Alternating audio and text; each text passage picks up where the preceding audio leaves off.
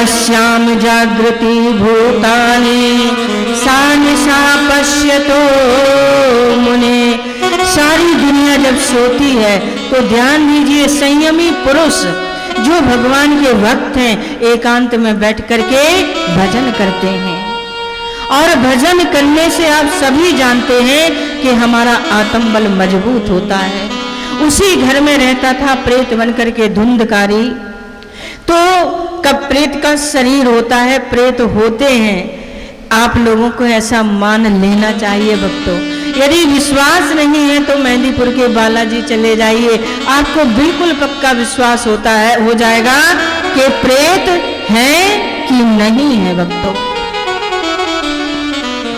जैसे ही धुंधकारी कभी कुछ, कभी घोड़ा, कभी हाथी बन करके आत्मदेव जी के सामने आता है, साधारण आदमी होता तो उसका हाथ फैल हो जाता। लेकिन कहते हैं ना, जपा सिद्धिर न संशया।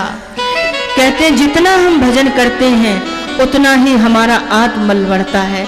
जैसे ही रूप दिखाने लगा धुंधकारी तो आत्मदेव जी महाराज ने कहा, भैया कौन है आप, और ये भेष बदल बदल करके हमको क्यों डरा रहे हैं। तो हाथ जोड़ करके एक छाया खड़ी हो गई और कहने लगी, अहम भ्राता तुदियोस्मि धुंधकारी नामिता सुखिये नैव दोषे ब्रह्मत्वं नाशितं मया। मैं आपका भाई धुंधकारी हूँ। धुंधकारी तू प्रेत बन करके पड़ा है, लेकिन मुझे मालूम हो गया था कि तुझे वेश्याओं ने मार दिया। तो मैं गया में भी गया था और तेरा पिंडदान करके आया, और तू अभी भी इस घर में प्रेत बन करके पड़ा है। तो हाथ जोड़ करके धुंधकारी के नेत्रों से आंसुओं की धार चल रही है और कहने लगा, भाई जी, गया में पिंडदान करने से जो तृतीय श्रेणी के प्रेत होते हैं उनकी मुक्ति होती है, लेकिन मैं तो प्रथम श्रेणी का प्रेत हूँ। सुखिये नैव दोषण, ऐसा कौन सा पाप है जो हमने नहीं किया। मैंने अपने पाप से, अपने गुणों से ब्राह्मणत्व नष्ट कर लिया। कितने लोगों को तकलीफ दी भैया, अब मैं इस शरीर में बड़ी तकलीफ में हूँ, अब मुझसे रहा नहीं जाता। जिसका भाई इतना ज्ञानी हो वो प्रेत के शरीर में रहे तो अच्छी बात तो नहीं। मुझे मुक्ति दो भैया। कहते हैं रात्रि भर वक्तों गोकर्ण जी को नींद नहीं आई और सवेरा होते ही पूरे गांव के लोग दौड़ पड़े, गोकर्ण जी आ गए, गोकर्ण जी आ गए। तीर्थ यात्राओं में क्या देखा? धुंधकारी जी ने कहा, तीर्थ यात्राओं में क्या देखा ये बाद में बताऊंगा, लेकिन आज रात्रि में मैंने क्या देखा ये सुनिए। बोले हुए अपने आत्मदेव जी पंडित जी है ना, उनका बेटा जो धुंधकारी है वो प्रेत बन करके पड़ा है। आप लोग कोई मुक्ति का उपाय बताइए। अब गांव के भक्तों, सीधे साधे लोग क्या बताएं? तो कहते हैं भक्तों, सूर्य भगवान को गोकर्ण जी महाराज ने नमस्कार किया। हजारों लोगों ने देखा कि जब गोकर्ण जी महाराज ने नमस्कार किया और सूर्यदेव से प्रार्थना की, हे भुवन भास्कर, एक प्रेत आत्मा की मुक्ति का सवाल है, कैसे उसकी मुक्ति हो, आप आदेश करें। तो सूर्यदेव खड़े हो गए और आकाश मंडल से ही बोले, गोकर्ण जी, यदि तुम प्रेत आत्मा धुंधकारी की मुक्ति करना चाहते हो, उसके लिए तुम्हें श्रीमद् भागवत की कथा करनी चाहिए।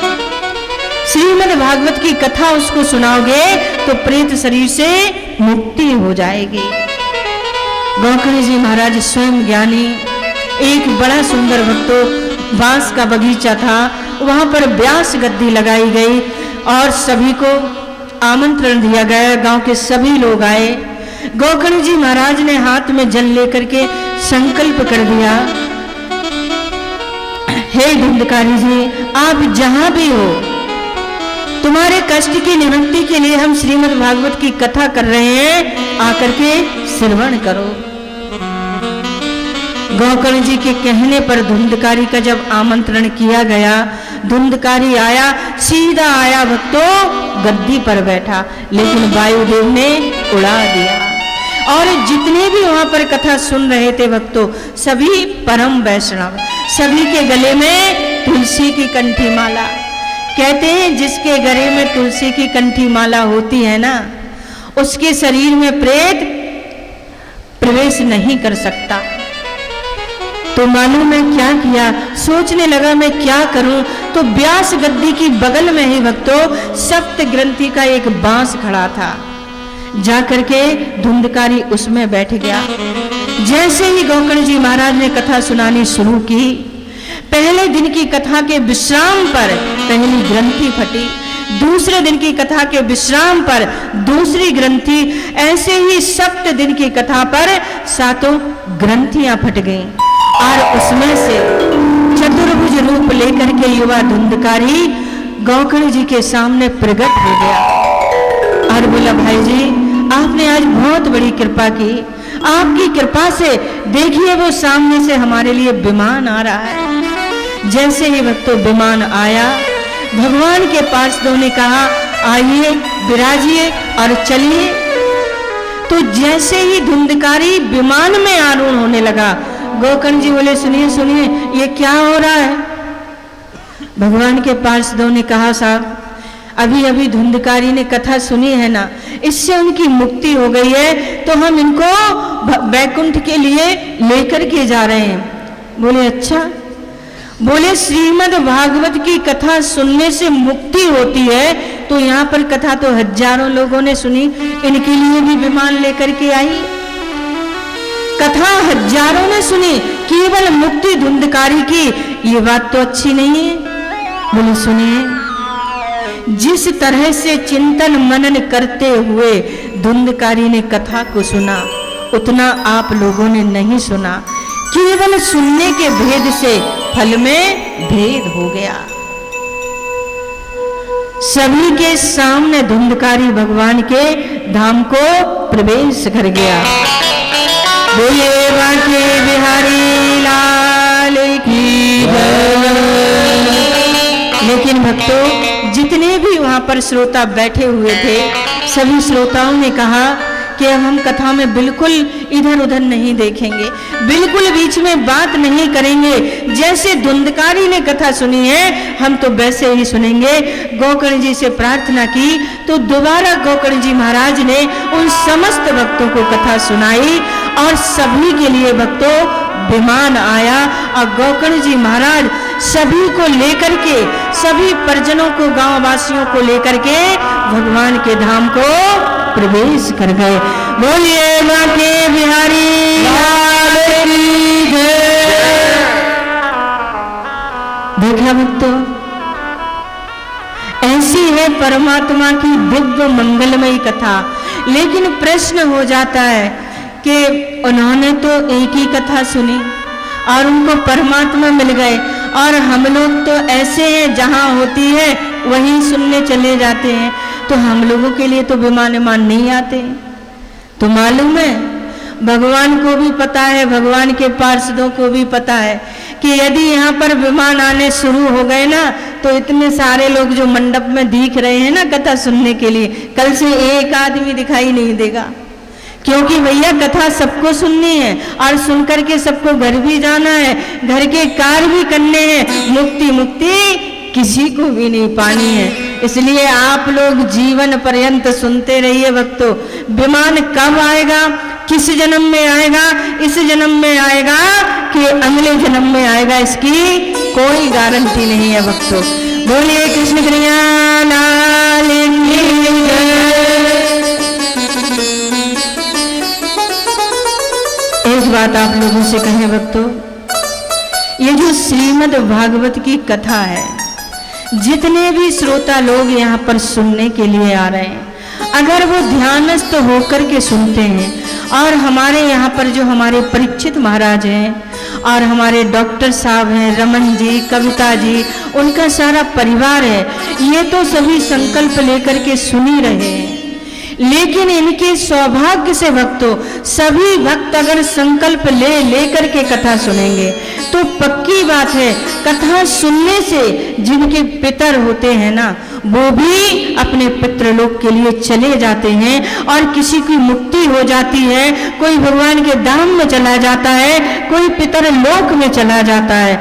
और एक बात और, ये पितृ होते हैं ना भक्तों, जब भी कहीं किसी कार्य में अवरोध आता, आप बड़े हंसी खुशी से कार्य कर रहे हैं, लेकिन कोई ना कोई धार्मिक कार्य कर रहे हैं, अचानक ही व्यवधान आ जाता है, लड़ाई झगड़ा घर में हो जाता है। ऐसी लड़ाई झगड़ा कई कई घरों में देखते हैं। दीपावली ये बड़ी खुशी का त्योहार है, सभी लोग बड़े अच्छे से दीपावली मना रहे, लेकिन जैसे ही पूजन का समय आया और घर में लड़ाई हो गई। तो ध्यान दीजिए, ये पितर ही हैं, क्योंकि पितरों को जब तृप्ति नहीं मिलेगी तो वो खास खास मौकों पर जरूर परेशान करते हैं।